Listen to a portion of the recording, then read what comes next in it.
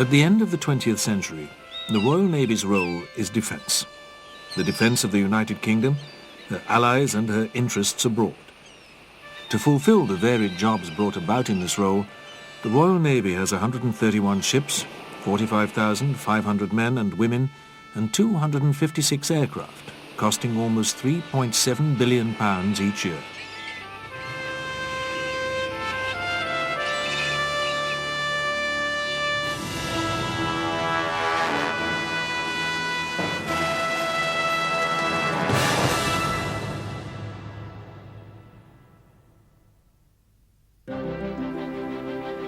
In 1900, the Royal Navy's role is to defend the Empire, an empire that stretches across the globe. Across the Atlantic is Canada. On the other side of the world is Australia and New Zealand. And in between there are numerous territories in Africa and the Far East. To defend these countries, Britain has the largest and most powerful navy in the world. The steelworks of Britain are turning out ships faster than ever before, and by 1900, the Royal Navy has 36 battleships, more than all her potential enemies put together. On the horizon is a new class of battleship, one that will make all others obsolete. The Dreadnought and its 6 sister ships were launched between 1906 and 1910. Costing more than £1.8 million each, they have a revolutionary steam turbine. This means they are lighter than the conventional battleships, which allows more than twice the armament. For the first time, 10 massive 12-inch guns can be fired in one broadside. Over the next few years, the guns get even bigger. The Queen Elizabeth class has 8 15-inch guns. This means that they can fire shells weighing almost 2,000 pounds over 13 miles. They are also faster, at 25 knots, a speed brought about by switching from coal to oil-fired boilers.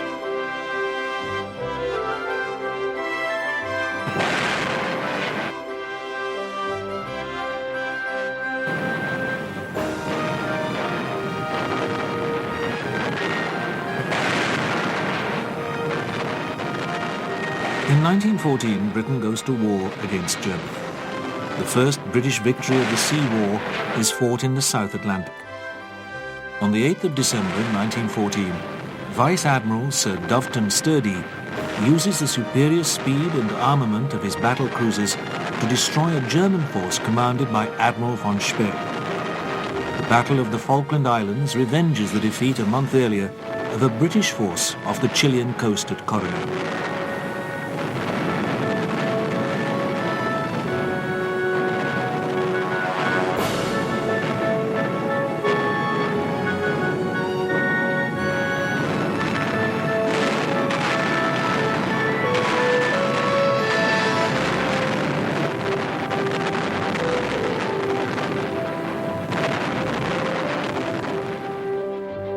On the fleet's return to port, King George V congratulates Sturdy and his men.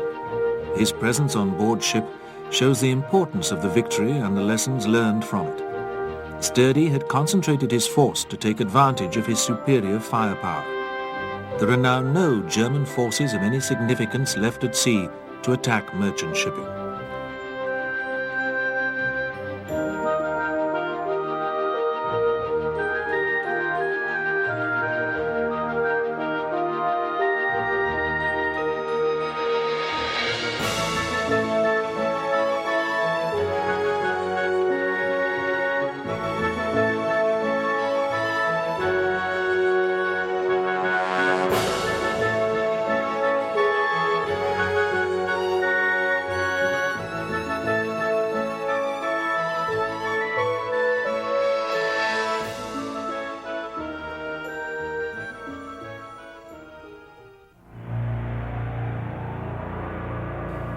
Unfortunately, the lessons are not put into practice during the largest fleet action of the war. By 1916, the British Grand Fleet is trained to perfection, but without an enemy in sight. However, the German Commander-in-Chief, Admiral Scheer, decides on a plan to lure the Grand Fleet from its base in Scapa Flow. Using an attack on merchant shipping as a decoy, he hopes to find the fleet without destroyer protection and decimate it near the German coast.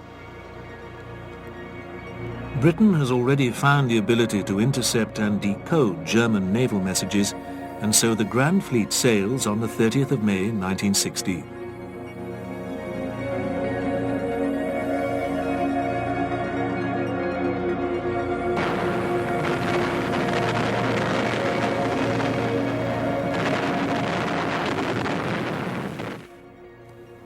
First, the two battlecruiser fleets engage. The British, under the command of Admiral Sir David Beatty, find themselves outgunned and lose 2 ships.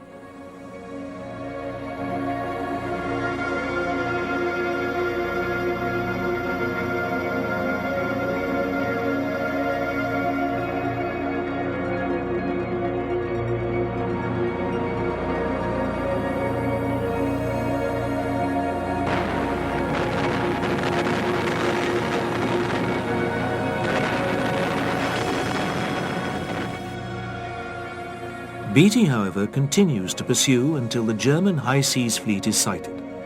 He then turns and lures the enemy into the waiting guns of British battleships under the command of Admiral Jellicoe.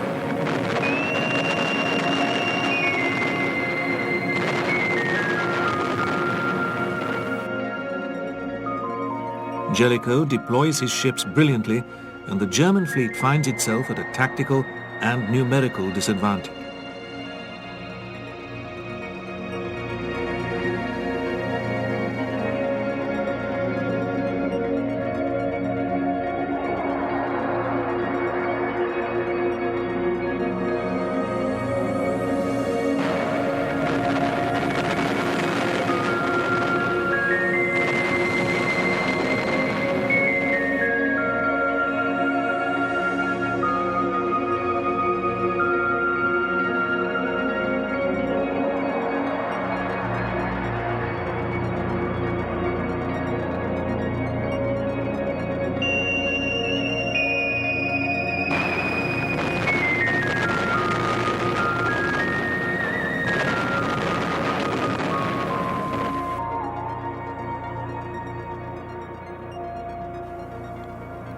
The German fleet reverses course and achieves a temporary escape.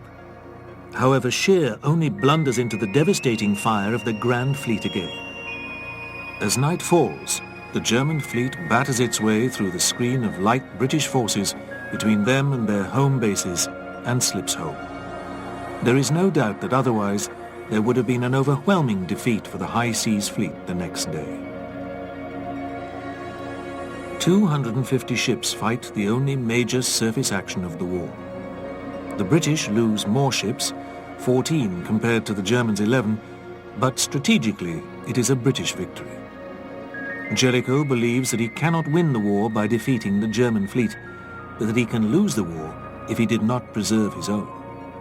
His cautious manner leads to his replacement the following year by Admiral Beatty. Beatty, however, continues with the cautious policy. The Grand Fleet continues to blockade Germany for the rest of the war.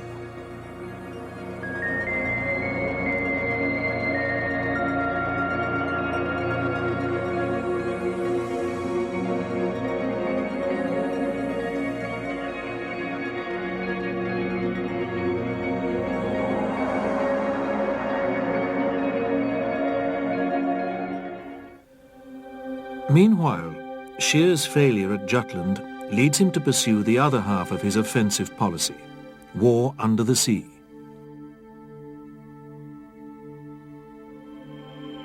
Using both guns and torpedoes, U-boats sink more than 11 million tons of Allied shipping.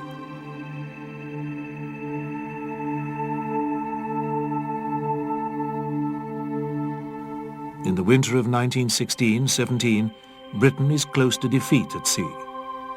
However, the instigation of the convoy system in April 1917 is very successful. Essential supplies begin to flow again. U-boat losses soar, and with the introduction of new anti-submarine technology, Britain's supply route is secure.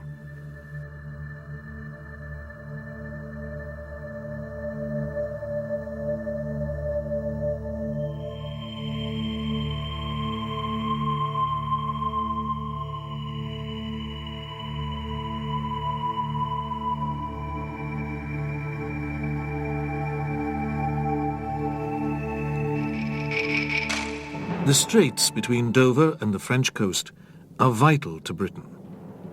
Across these few miles go all the supplies for the British Army. Despite German forces holding the Belgian coast for most of the 4 years of the First World War, their navy singularly fails to interrupt the flow. On occasions they do try, taking on the destroyers of the Dover Patrol. In one of these attacks, the German destroyers are soundly beaten by the crews of HMS Swift and HMS Broke. It is one of the few naval actions of the 20th century in which ramming and hand-to-hand fighting take place.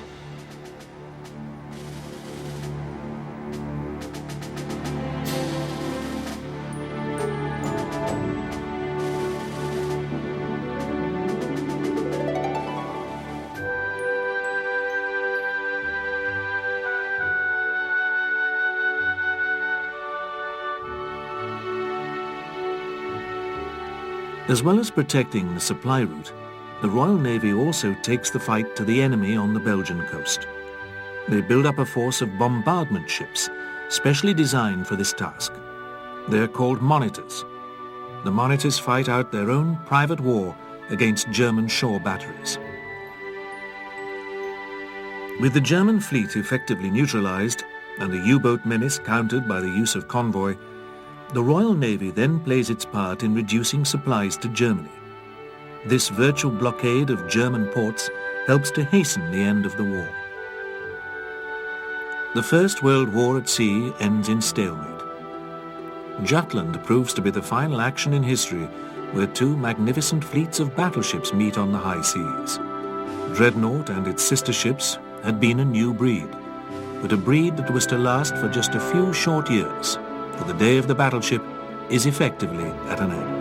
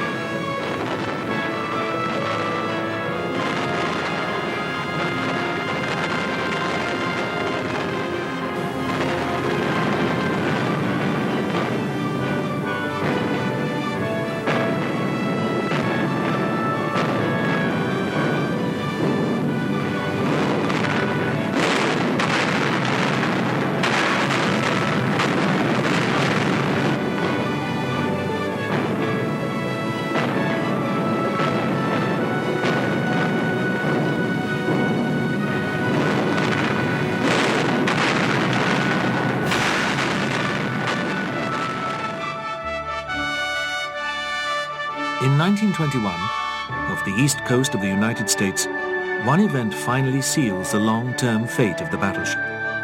General Billy Mitchell, an exponent of air power, bombs and sinks a captured German ship, the Ostfriesland. The supremacy of the battleship is over.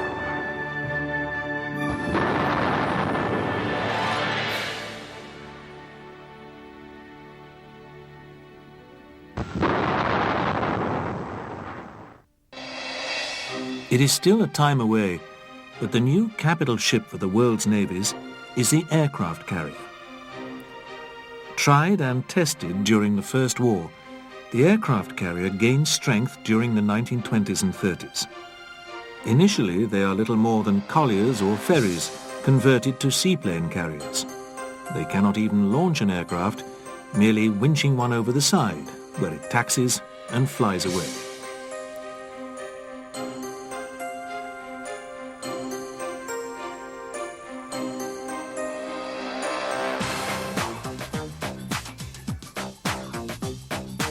However, the theory develops, and the flat top, complete with its own runway, soon appears. The Navy had been the first of the British armed services to embrace the aircraft before the war. Now it is taking the lead in this new way of warfare. For most of the 20 years between the wars, the Royal Navy has little control over its own aviation. The struggle between the Navy and the newly formed Royal Air Force is bitter, with Sir David, now Earl Beatty, arguing with the RAF. They seem to be getting somewhere in 1924, when the Fleet Air Arm of the RAF is formed. It is agreed that so-called fleet flights, normally controlled by the RAF, will be given over to the Navy when they're flown from aircraft carriers. The struggle finally ends in 1937, with the Fleet Air Arm returning to the control of the Navy. The aircraft carrier creates a new kind of warfare. Aircraft can now be carried as part of the fleet. They can be used for fleet protection, and so purpose-built naval fighters are built. They can also be used as part of a strike force against both sea and land targets, and so carrier-borne bombers are ordered. Naval aviation brings forward specialist naval aircraft manufacturers. Among them is Blackburn Aircraft, based in Bruff, near Hull. They build a number of torpedo bombers, starting with the Dart in 1923. Its top speed is only 107 miles per hour, but its landing speed of just 38 miles per hour makes it a natural choice for aircraft carrier use. The Dart is followed by the Ripon, which sets the standard for British torpedo bombers until the arrival of the first of the monoplanes in 1939, the Bristol Beaufort. By 1939, the carrier is an essential part of the Royal Navy. Warfare is changing from ship versus ship conflict to aircraft versus ship, with devastating effect.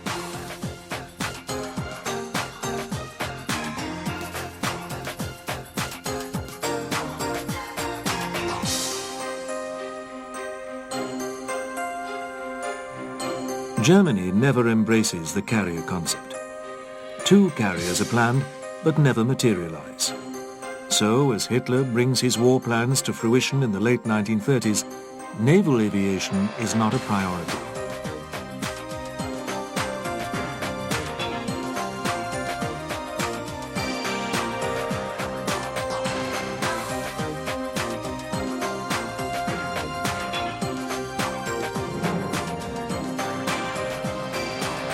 He is, however, a confirmed believer in sea power.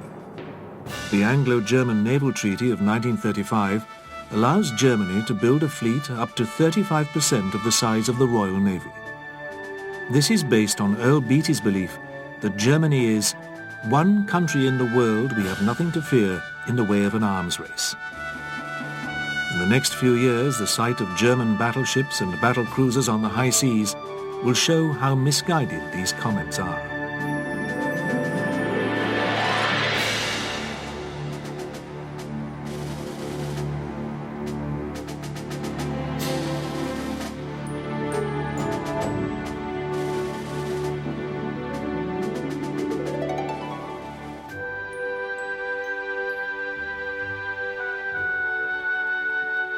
The Royal Navy herself had seen severe cutbacks after the First World War.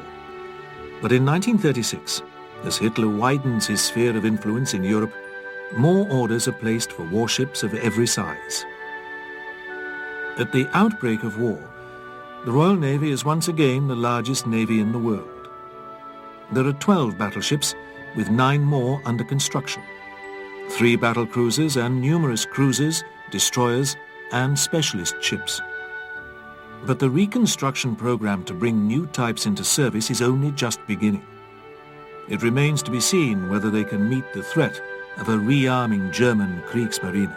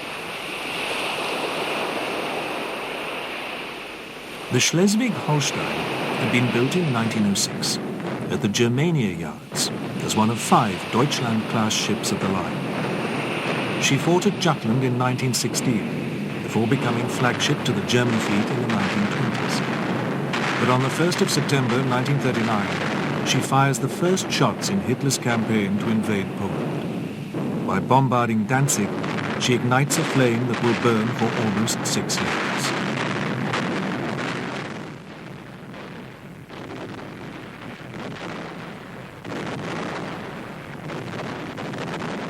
Germany's conquest of Poland is swift. The Polish Air Force is destroyed on the ground in 2 days, as modern bombers wreak havoc on Polish airfields.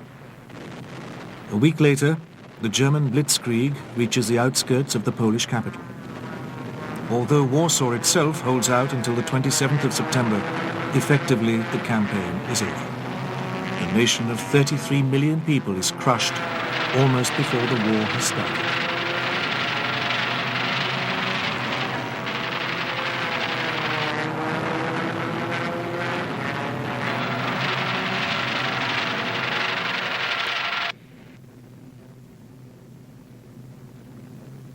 The first attacks on German shipping in their northern German ports are carried out by Bomber Command. However, the wrong fuses mean that even when bombs do hit, they normally bounce off before exploding. It is to be left to the Navy to score the first big hit.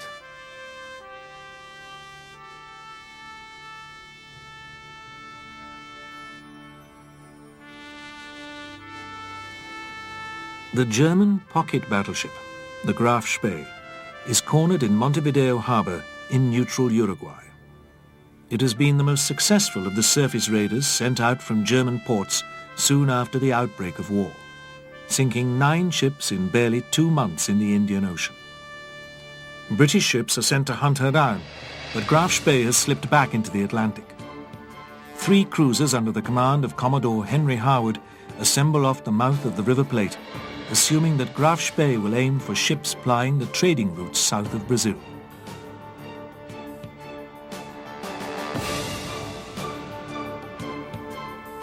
On the 12th of December, they bring Graf Spee to battle.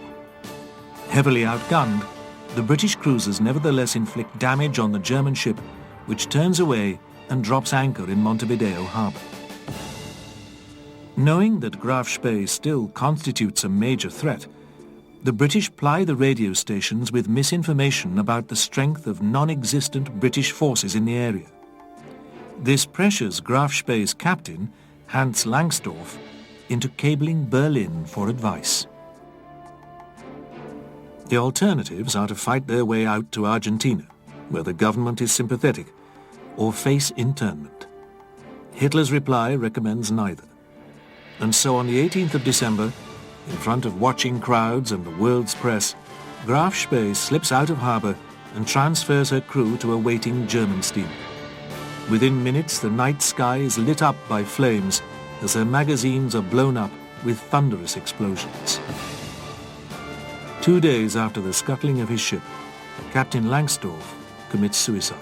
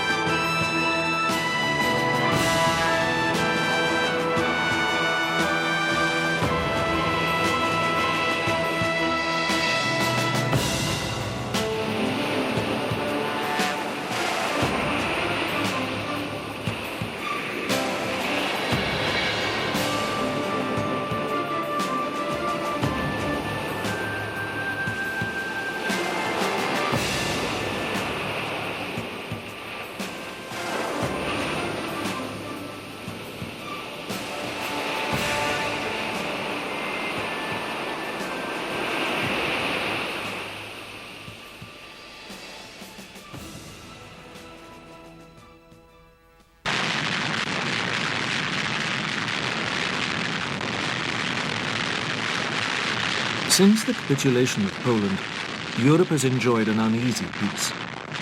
But in April 1940, the focus switches to Norway. Germany has been receiving supplies of Swedish iron ore through Norwegian ports to avoid the British blockade of Germany. To counter this, the Royal Navy begins mining their coastal waters. To protect his supply lines, Hitler orders the occupation of Norway. By the 9th of April, German forces have landed and are occupying the capital, Oslo, and the main ports of Trondheim, Narvik, and Bergen. And this is despite the presence of the Royal Navy's home fleet, consisting of 30 ships, which fight a number of small engagements, but never bring the main German force to battle.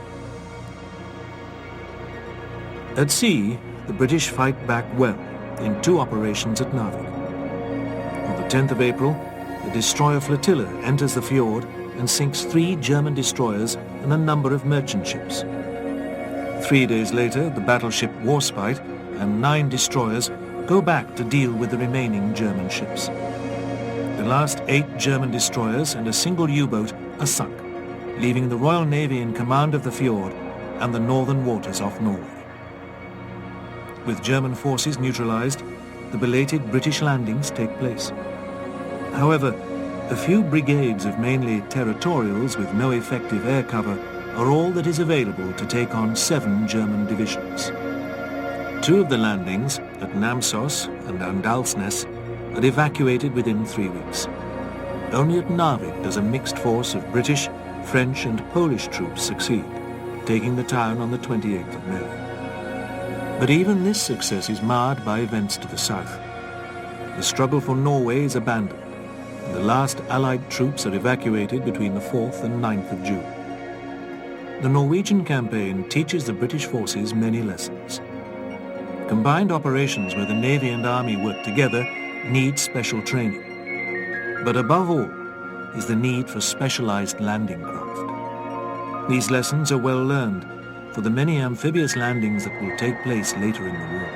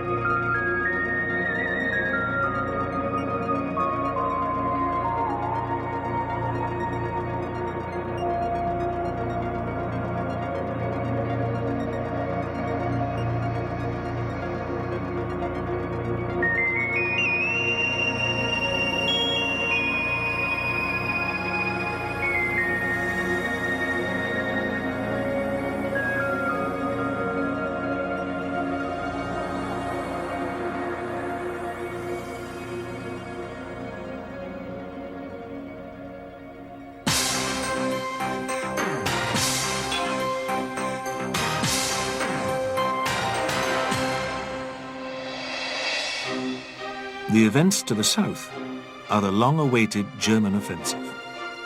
On the 10th of May, the Blitzkrieg is launched against Holland, Belgium and France. Belief in the Maginot Line on their northern border had led the French to think they were impregnable. The elaborate defences had cost £160,000 million, but incredibly, it only covered part of the border.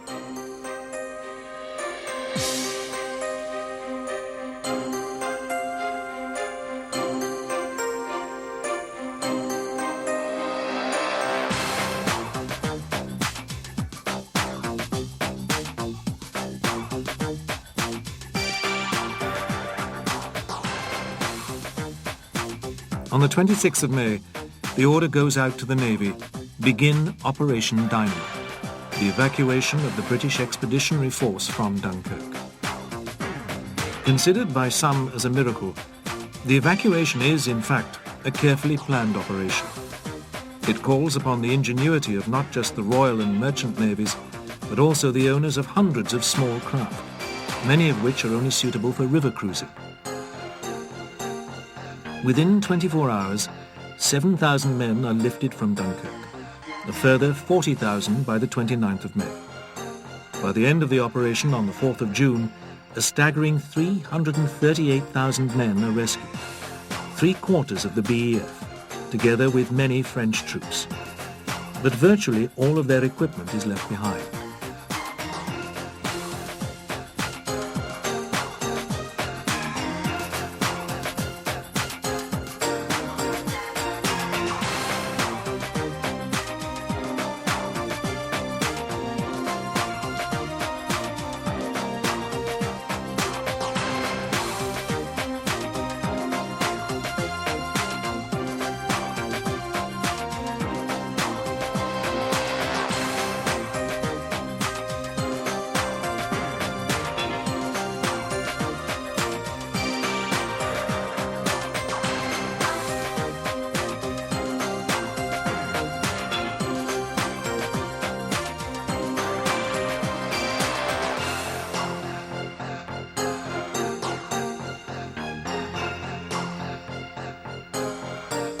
The whole operation is carried out under intense air attack.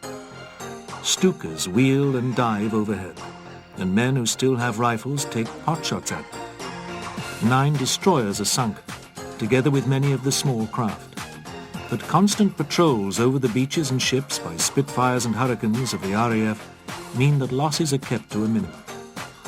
132 German aircraft are shot down. The Navy had turned a tactical defeat into a strategic victory. The equipment will be replaced and civilian morale is intact.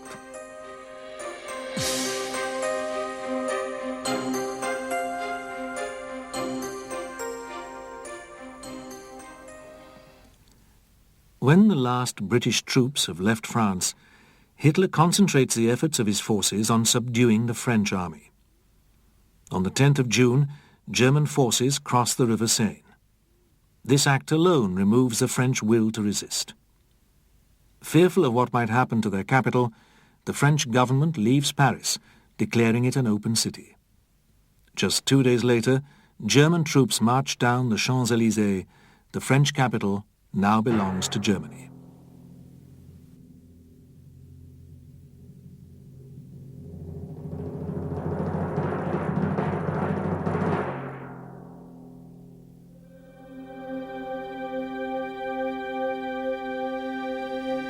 France's President Paul Reynaud resigns, and his successor, Marshal Pétain, wastes no time in asking Hitler for an armistice. In a show intended to humiliate the French, the surrender is accepted at a meeting at Rétende, in the forest of Compiègne, on the 22nd of June. The scene is a railway carriage, the same one that saw the surrender of the German forces to Marshal Foch at the end of the First World War.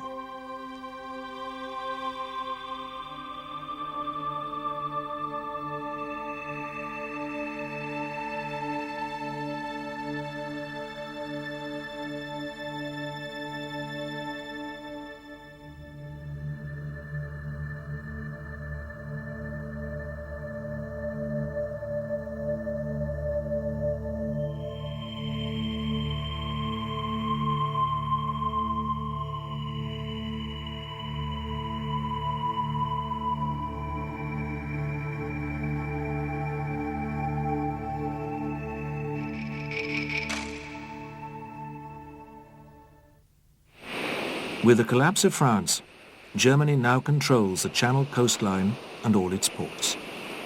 The Luftwaffe is also able to move forward to landing fields from which it can launch an attack against Britain. The opening phase of the ensuing battle is attacks against convoys in the English Channel, designed to clear the sea lanes for Hitler's proposed invasion. By August the 11th, 1940, British ships have stopped using the Channel in daylight, and the Royal Navy has withdrawn from Dover to Portsmouth. Round 1 to Germany.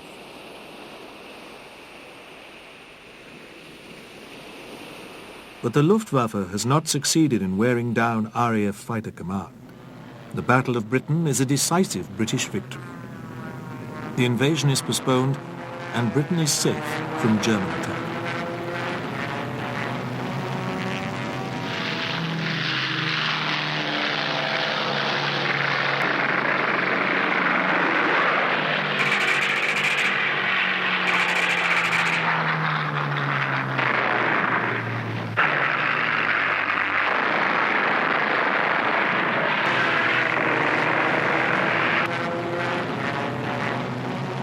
While the Battle of Britain is in progress, Italy declares war, claiming the Mediterranean for herself.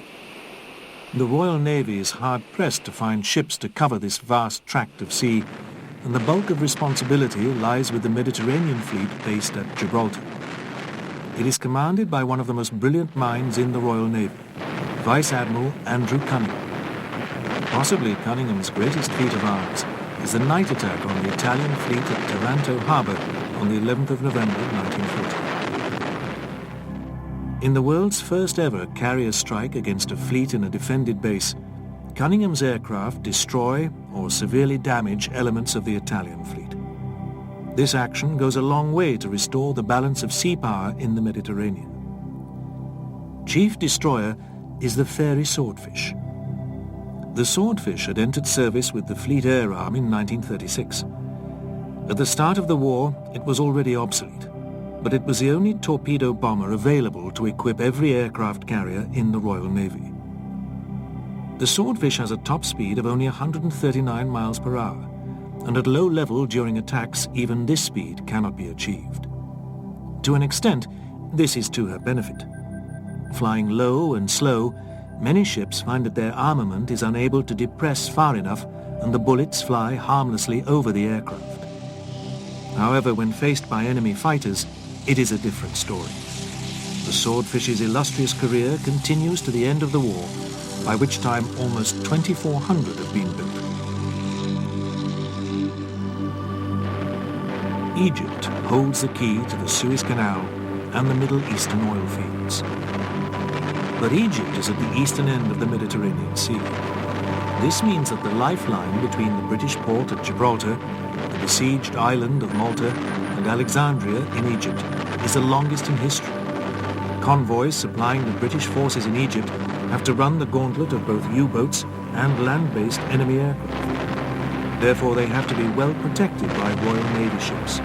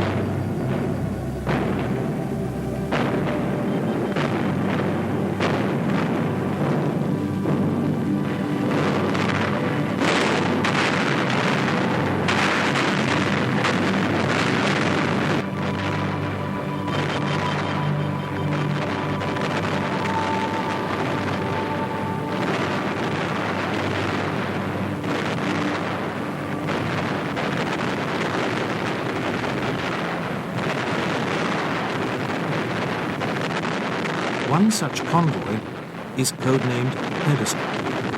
Between the 10th and the 15th of August 1942, 14 cargo transports are escorted by 32 Royal Navy ships to Malta. Incessant attacks sink 9 of the merchantmen, as well as a carrier and 2 cruisers. Just 5 of the original merchant convoy reach Malta. Among them is the tanker Ohio, full of fuel to keep the island's fighters flying. Malta could fight on.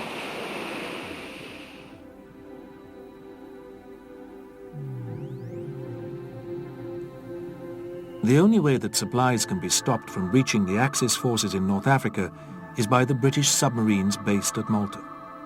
Britain's own U-boats are 6 submarines called Urge, Unbeaten, Unique, Ursula, Upright and Upholder.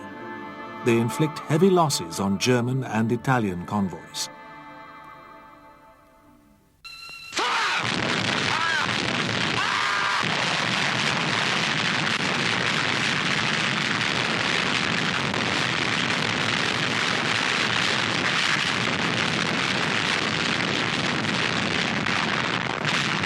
By October 1942, the Mediterranean is secure. Resupplied, Montgomery's 8th Army attacks at El Alamein and pushes Rommel's Africa Corps out of Egypt. Harried all the way down the long coast road, the Axis forces finally abandoned North Africa in May 1943.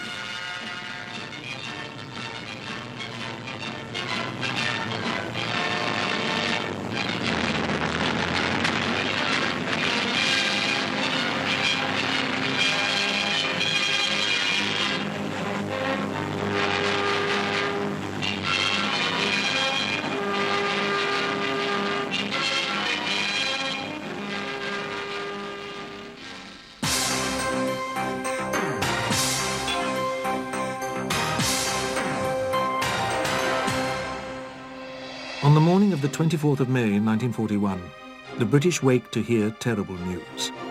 The pride of the Royal Navy and the largest ship in the British fleet, HMS Hood, has been sunk by a broadside from Bismarck. The battleship Prince of Wales is also badly damaged.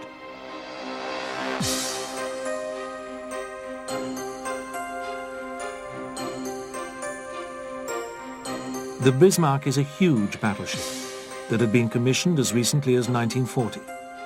With its 8 15-inch guns, a multitude of smaller armament and a top speed of 30 knots, it is considered by the Germans to be virtually unsinkable. It is also considered enemy number 1 by the Prime Minister, Winston Churchill, and Admiral Sir John Tovey, Commander-in-Chief of the Home Fleet.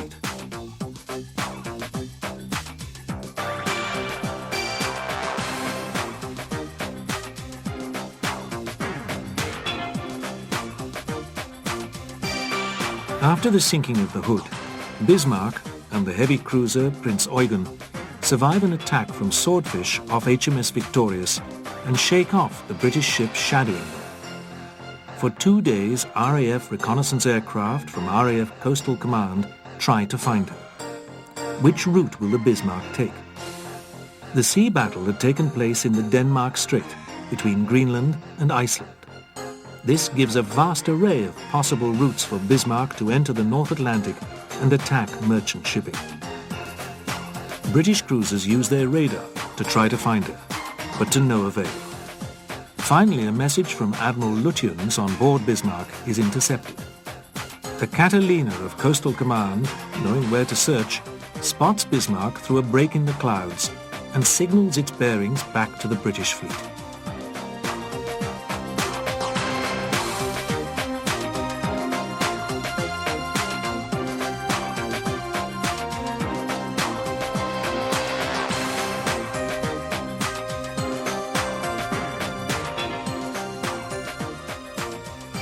The Admiralty had been so concerned at the thought of Bismarck free to attack merchant shipping that they had ordered Force H to leave its base at Gibraltar and enter the South Atlantic.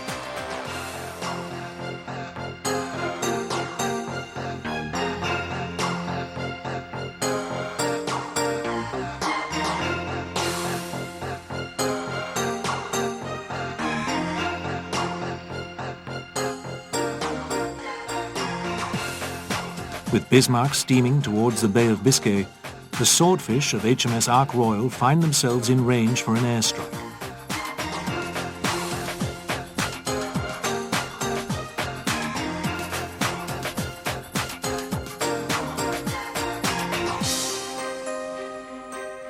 On the afternoon of May the 26th, Swordfish are launched from the pitching deck of the carrier. Expecting just one ship in the area, they attack, believing their target is Bismarck.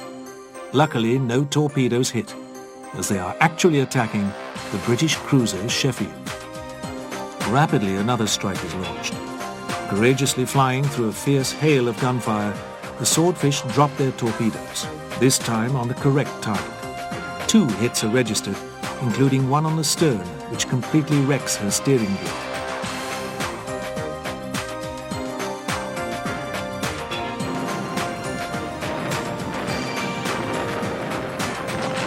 Bismarck is helpless as the British fleet homes in. The flagship, King George V, batters Bismarck with fire from her 16-inch guns. So many shells are fired that the deck plates on King George V buckle with the heat and the recoil of the guns. Finally, Bismarck is nothing but a blazing hulk. The coup de grace is delivered by the destroyer Dorsetshire, which sinks Bismarck with 3 torpedoes.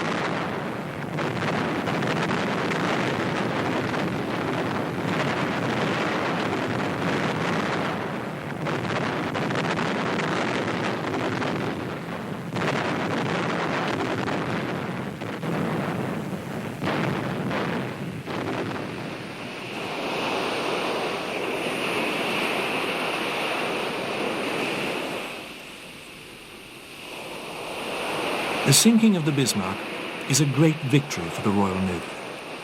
Ships that had taken part in the action are proud to add the name of Bismarck to their roll of honour.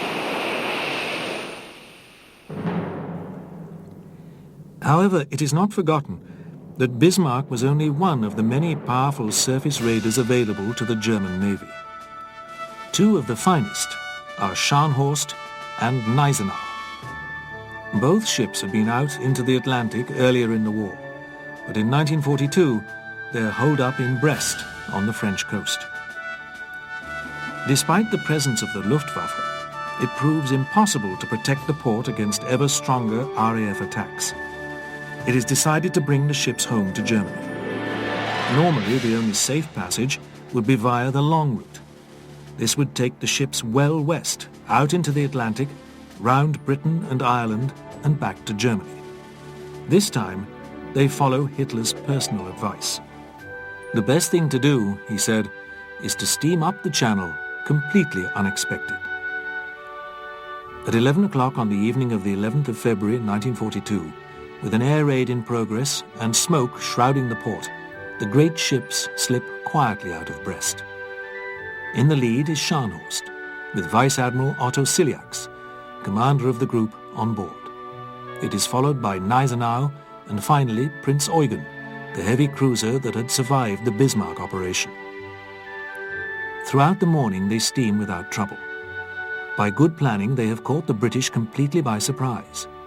By good luck, the British radar reconnaissance network has broken down. It is not until midday that the fleet is spotted by 2 Spitfires on patrol. Even then, it's a further 90 minutes before any attack begins. First, it is the shore guns at Dover, firing at the limit of their range and scoring no success. Then it is 6 Fairey Swordfish, attacking with torpedoes. All 6 of these ancient aircraft are shot down by the heavy fire put up by the German ships. Even when Scharnhorst hits a mine, it barely interrupts her passage for more than 30 minutes. Soon the ships will be at their home port of Wilhelmshaven. There they will join the German home fleet and become a new menace to the convoys rounding the North Cape.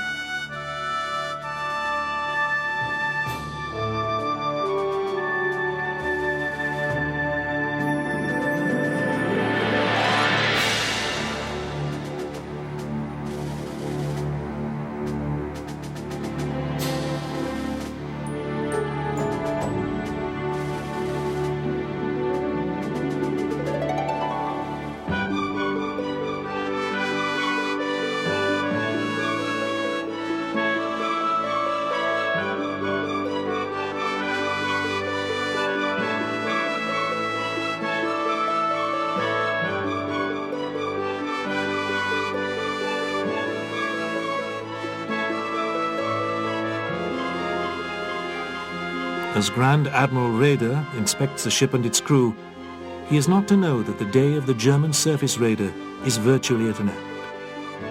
At the Battle of North Cape on Boxing Day 1943, Scharnhorst is sunk by the big guns of HMS Duke of York and a flotilla of destroyers and cruisers. This leaves one mighty battleship to deal with, the enormous sister ship of Bismarck, the Tirpitz.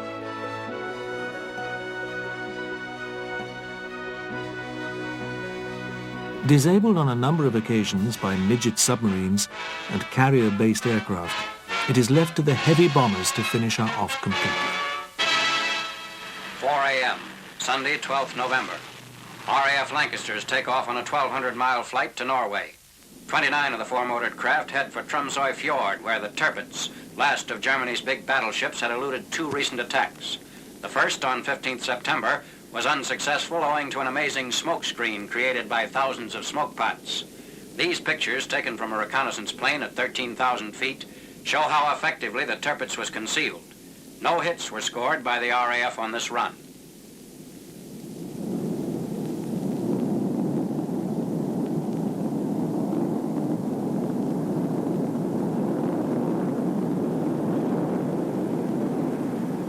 In these British films, the Tirpitz is seen firing her 15-inch guns as the second attack was attempted on 29th October.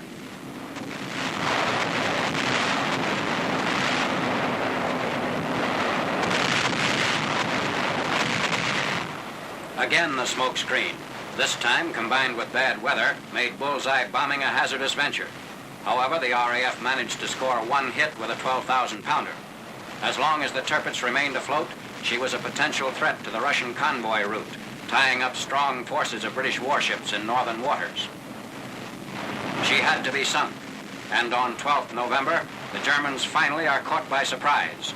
There is no smoke screen, and direct hits are scored. Flying between 13,000 and 16,000 feet, each of the 29 Lancasters looses a 6-ton earthquake bomb. The German battleship is hit at her bow, amidships, and toward the stern.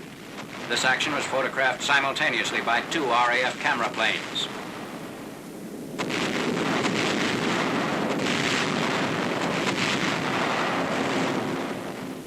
Her guns are silenced, and the Tirpitz is again covered by smoke, this time from flames that seal her doom. Officially listed as 35,000 tons, she's believed to have been closer to 45,000. The warship heels over into the shallow fjord. The Tirpitz carries Sitting in just 50 feet of water, she turns turtle, trapping almost 1,000 of her crew in a watery grave. The German surface ship menace is at an end.